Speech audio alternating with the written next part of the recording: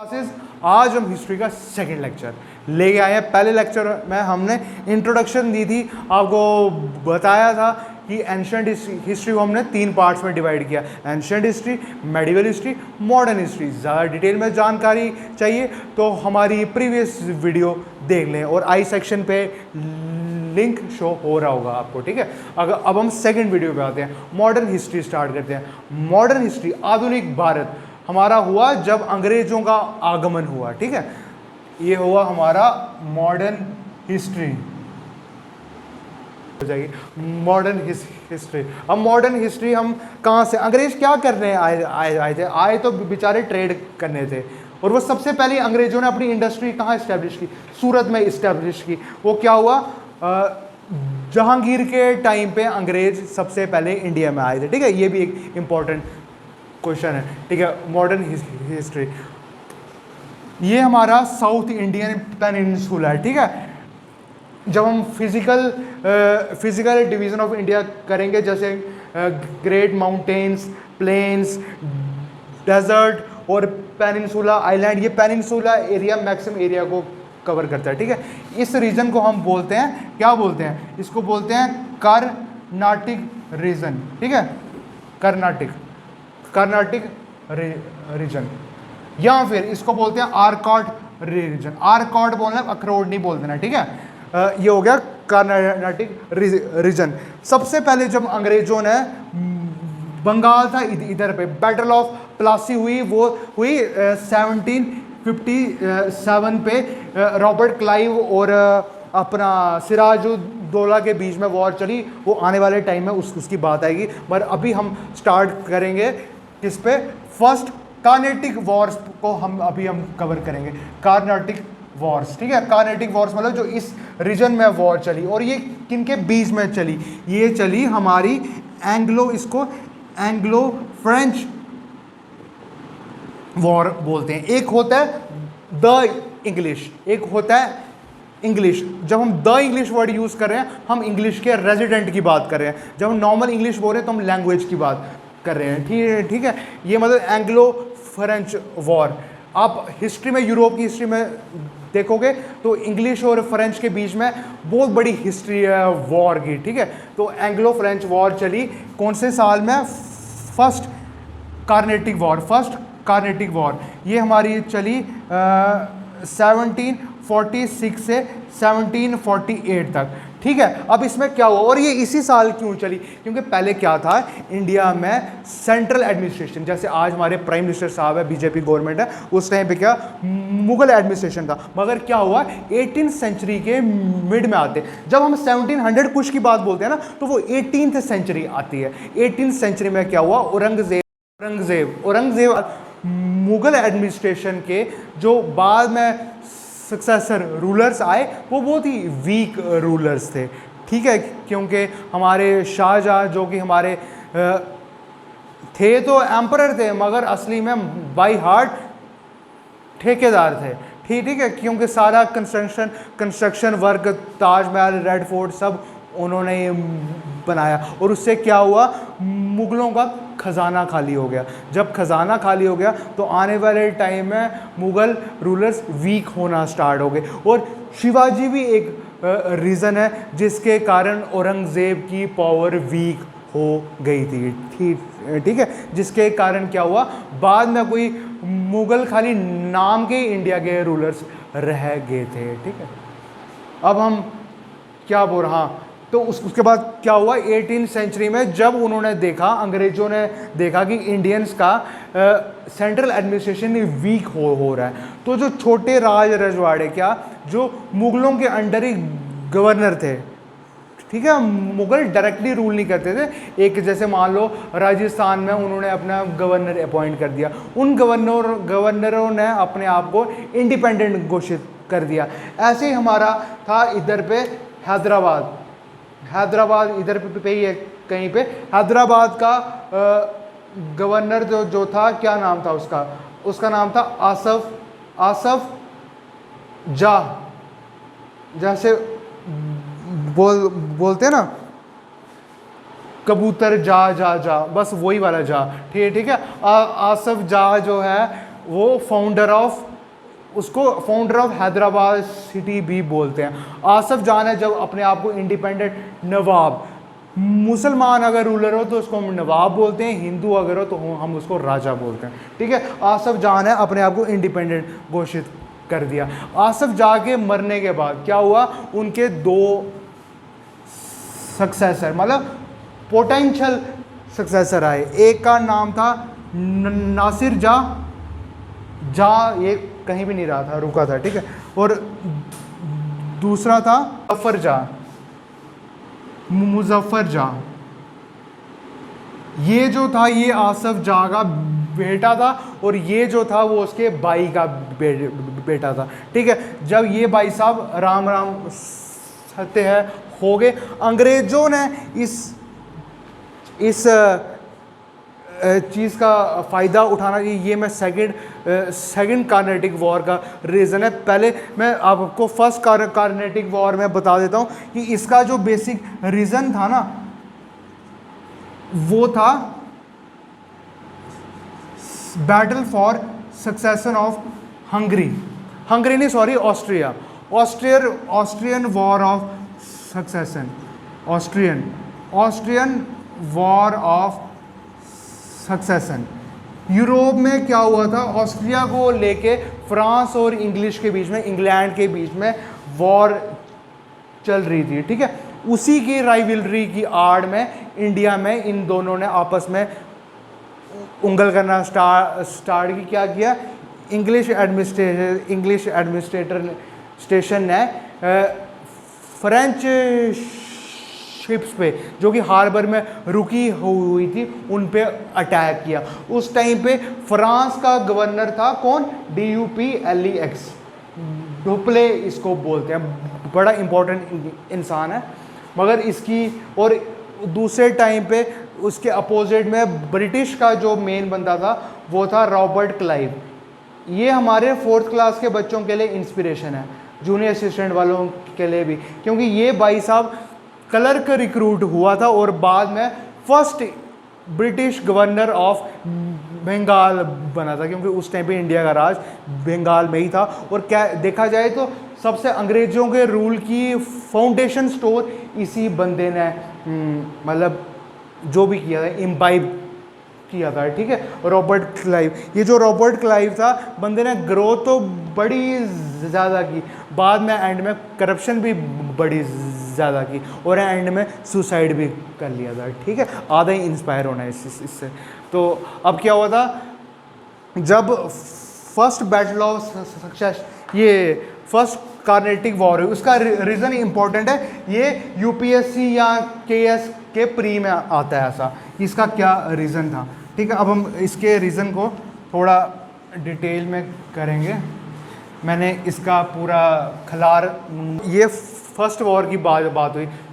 First war में कुछ भी नहीं हुआ, कुछ कंक्लूजन नहीं हुआ, कोई जीता नहीं, कोई हारा नहीं। उससे क्या हुआ, उसका क्या बोलते हैं, उसकी सिग्निफिकेंस क्या है, फर्स्ट कार्नेटिक वॉर की सिग्निफिकेंस क्या है। सबसे पहली बात, ये जो बैटल हो रही है ये कार्नेटिक रीजन में ही क्यों हो रही थी। मैंने आपको इधर मैप में बताया था कार्नेटिक रीजन कौन सा, ठीक है। ये क्योंकि जितनी भी मेजॉरिटी इंडस्ट्रीज़ थी, आज भी जैसे रॉयल एनफील्ड की इंडस्ट्रीज़ हैं वो उसी एरिया में हैं, ठीक है। इंडस्ट्रीज़ एरिया थी, फ्रांस बोलता था कि ये हमारे अंडर आ जाए और इंग्लैंड बोलता था, मतलब ब्रिटिशर बोलते थे कि ये हमारे अंडर आ जाए। इसी कारण इस एरिया को लेके फाइट हो रही थी। और फर्स्ट कार्नेटिक वॉर का सिग्निफिकेंस ये है, यूरोपियन पावर्स, ये जो दोनों यूरोपियन ही थे फ्रांस और इंग्लैंड, इनको समझ में आ गया कि हमारी जो आर्मी है, मिलिट्री है, वो इंडियन ट्रेडिशनल फोर्सेस से बड़ी ज़्यादा एडवांस है,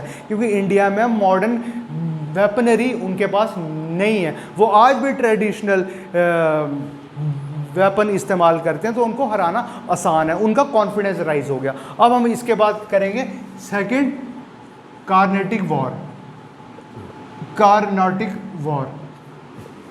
और ये हमारी चली 1748 से 1748 से 54 ठीक है, 53 54 53 एंडिंग तक, सेकेंड कार्नेटिक वॉर। और इसका रीज़न क्या था? इसका रीज़न था internal politics of Hyderabad and Arcot region, जिसको मैं कार्नेटिक रीजन भी बोल रहा हूं। ठीक है, ठीक है। आरकॉट छोटा रीजन था, हैदराबाद कंपैरेटिवली बड़ा रीजन था। अब क्या हुआ, हैदराबाद में आसफ जाह के मरने के बाद ये भाई बोलता था कि मेरे को नवाब बनना है, ये छोटू बोलता था मेरे को बनना है। तो ठीक है, इस बंदे को सपोर्ट किया किसने? इंग्लिश ने, मतलब इंग्लैंड वालों ने, और इसको सपोर्ट किया फ्रेंच वालों ने। ये फ्रेंच एडमिनिस्ट्रेशन ने सपोर्ट इसको किया। ठीक है, अब फिर इन दो के बीच में फाइट स्टार्ट हो गई। सेम रीजन आरकॉट का है। आरकॉट, ये देखो आरकॉट, इसमें दो बंदे आएंगे, एक आएगा अनवरुद्दीन और दूसरा आएगा हमारा चंदा साहेब। इसका नाम चंदा हो सकता है, मगर ये आदमी था। ठीक है, औरत नहीं थी। अब अनवरुद्दीन को कौन सपोर्ट करेगा? इनको इंग्लिश वाले, इंग्लैंड वाले सपोर्ट करेंगे, और इनको फ्रांस वाले, मतलब कि फ्रेंच सपोर्ट करेंगे। तो इन दोनों के बीच में, इन दोनों मतलब आपस में क्या होगा, फाइट स्टार्ट होगी। ठीक है, इसमें क्या होगा मैं आपको रब करके बताता हूँ। इसको उतार लेना वीडियो रोक के। ठीक है,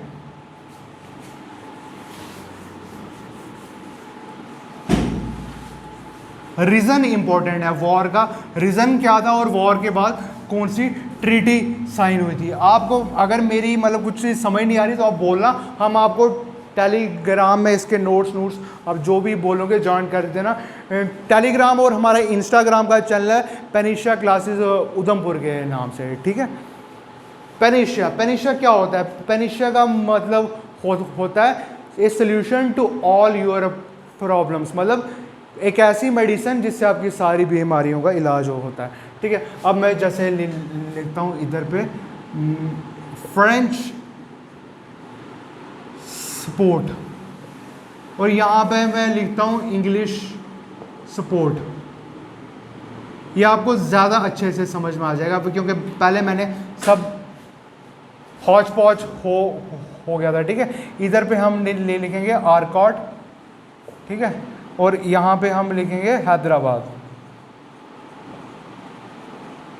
ठीक है, ठीक है। हाँ, आरकॉट में किस बंदे को नवाब या राजा बनाने के लिए फ्रांस सपोर्ट कर रहा था? बंदे का नाम था चंदा साहेब। और इंग्लिश किसको सपोर्ट कर रहा था? इंग्लिश सपोर्ट कर रहा था अनवरुद्दीन। ठीक है, और हैदराबाद में फ्रांस और इंग्लिश, ये नासिर जा,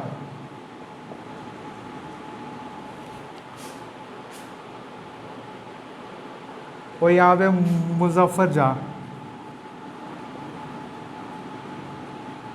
ठीक है, हाँ। तो क्या हुआ, पहले अनवरुद्दीन फाइट में मारा गया। ठीक है, और यहाँ पे क्या हुआ, नासिर जा को उसके एक नोबल मतलब ऑफिसर, जैसे आज आईएएस अफसर होते हैं, तो ठीक है, उसने इसको मार दिया। तो फ्रांस का बोलबाला था उस टाइम पे, उनका जो गवर्नर था उसका क्या नाम बताया आपको मैंने? डुप्ले। ठीक है, ये मान नहीं रहा था, आम बंदों से बात नहीं करता, भाई को अकड़ हो गई थी। मगर फिर क्या हुआ, मार्केट में आया कौन? Robert Clive.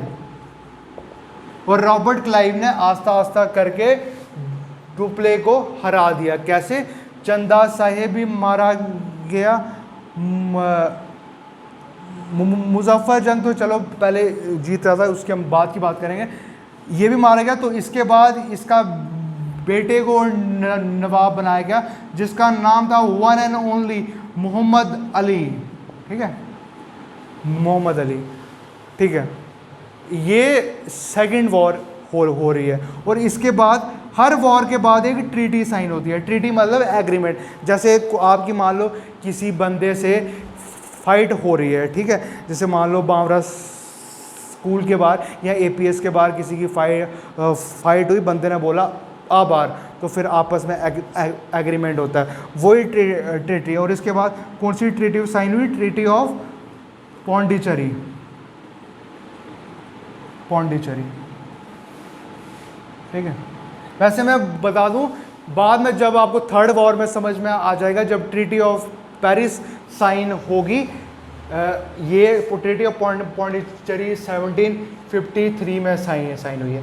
जब ट्रीटी ऑफ पेरिस साइन होगी थर्ड वॉर के ख़त्म होने के बाद, तो क्या होगा, अंग्रेज फ्रेंच के आगे कंडीशन रखेंगे कि निकल कहाँ पे, मतलब आप रहो अपने चंदर नागौर में रहो और पौंडीचेरी में रहो। यही रीज़न है कि हम बोलते हैं जैसे अंग्रेजों ने राज किया, मतलब इंग्लिश ने राज किया, तो पौंडीचेरी का भी राज था, मगर वो ट्रीटी ऑफ पेरिस के एग्रीमेंट के कारण वो एक तो किसी भी इंडियन रूलर को डायरेक्टली सपोर्ट नहीं कर सकते थे। हालांकि उन्होंने, हम बाद में मैसूर वॉर्स में पढ़ेंगे कि टीपू सुल्तान, उसका बाप हैदर अली, उनको इनडायरेक्ट सपोर्ट करा था। और वो चंदर नागौर जो कि वेस्ट बंगाल के पास है, और पौंडीचेरी इंडिया में 3 एरियो में फैला हुआ है, अलग अलग है, उसके बारे अलग वीडियो में बात करेंगे। अभी इतना ही रखते हैं वरना वीडियो ख़त्म नहीं हो पाएगी। अब थर्ड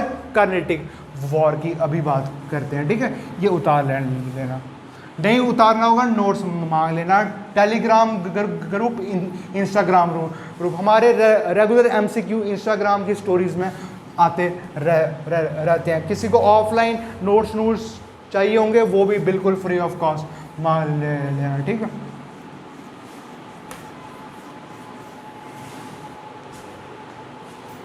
अब हम करेंगे third Carnatic war. Third Carnatic war ये कौन से साल चली? ये चली अपनी चली 1758 से 63, ठीक है। और इन बिटवीन हमारी 1757 में बैटल ऑफ प्लासी भी हुई थी, वो हम अगली वीडियो में ही करना पड़ेगा, हौच पौच हो गया है इधर पे ऑलरेडी, ठीक है। Third Carnatic war, third Carnatic war का रीज़न क्या था? रीज़न इसका 7 year war in Europe. France और इंग्लैंड के बीच में 7 साल वॉर चली, उसी की आड़ में थर्ड कार्नेटिक वॉर इंडिया में कार्नेटिक रीजन में स्टार्ट हुई, ठीक है। अगेन जो होता है वही हुआ, फ्रांस हार गई, ठीक है। फ्रांस हार गई, इंग्लिश जीत गई। उसके बाद क्या हुआ? ट्रीटी साइन हुई। ये इंपॉर्टेंट है कि एक तो रीज़न क्या है थर्ड कार्नेटिक वॉर का, और एक तो कंक्लूजन क्या है कि फ्रांस हार गई, और तीसरा की कौन सी ट्रीटी साइन हुई? ट्रीटी साइन हुई ट्रीटी ऑफ पेरिस, क्योंकि वॉर यूरोप में हो रही थी तो इसी कारण एग्रीमेंट भी पेरिस में ही हुआ, ठीक है। सॉरी मैं 19 लिख रहा हूँ, 1763 में ट्रीटी साइन हुई, ठीक है। अब हम देखते हैं, शॉर्ट में देखते हैं, मैं इधर नहीं बताऊंगा, सीधा बता देता हूँ कि क्या रीज़न थे। अब जैसे आपका मेंस में क्वेश्चन आता है कि फ्रांस के हारने में, कार्नेटिक वॉर्स में हारने में क्या रीजंस थे, ठीक है। फ्रांस का एक तो उनकी नेवी जो थी वो इंग्लिश के मुकाबले इन्फीरियर थी, ठीक है। और दूसरा रीज़न कि इंग्लिश के पास 3 इंपॉर्टेंट सी पोर्ट थे, कौन से? मद्रास, अपने बॉम्बे, और तीसरा कलकत्ता, जबकि फ्रांस के पास खाली पौंडीचेरी ही था, ठीक है। मेन इतना ही रखते हैं, ठीक है।